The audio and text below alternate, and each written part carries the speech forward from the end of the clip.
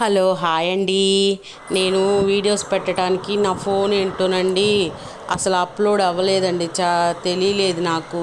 మా వారైతే ఇంక ఈరోజు ఇంట్లో కొంచెం మధ్యాహ్నం ఖాళీగా ఉన్నారని దాన్ని చక్కగా చూసి దాన్ని అన్నీ సరి చేశారండి. ఇక నేనైతే మాత్రం అప్లోడ్ చేస్తున్నాను షార్ట్. ఇది సోమవారం నైట్ పూజ అయిపోయిన తర్వాత మంగళవారం పొద్దున్నే టిఫిన్కి అయితే మాత్రం దోశలు వేస్తానంటే వాళ్ళు వద్దు, నైట్ పులిహోర గారెలు స్వీట్లు అన్నీ ఉన్నాయి కదా, అవి తినేసేద్దాం అన్నారండి మా పిన్ని అను భవాని. ఇక అయితే మేమైతే మాత్రం మంగళవారం రోజు పొద్దున అలసిపోయాం కదండి. ఇక 3 నుంచి స్నానాలు అవి చేసేసుకొని దేవుడికి పూజ చేసుకొని కాకాణి అయితే వెళ్ళామండి. పెద్ద కాకాణి అండి, మా గుంటూరులో పెద్ద కాకాణి అయితే వెళ్ళామండి.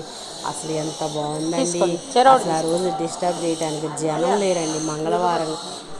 మంగళవారం రోజు అసలు జనం అయితే లేరండి. చాలా అంటే చాలా బాగా శుభ్ర దర్శనం అయితే చాలా బాగా జరిగిందండి. మేమైతే గుళ్ళో చాలాసేపు ఉన్నామండి, ప్రశాంతంగా కూర్చున్నామండి. కూర్చొని చక్కగా అన్నీ చూసుకొని ప్రశాంతంగా అయితే ఫోటోలు వీడియోలు కూడా తీసుకొని కాసేపు కూర్చొని చక్కగా అయితే మాత్రం ఇంటికైతే వచ్చామండి.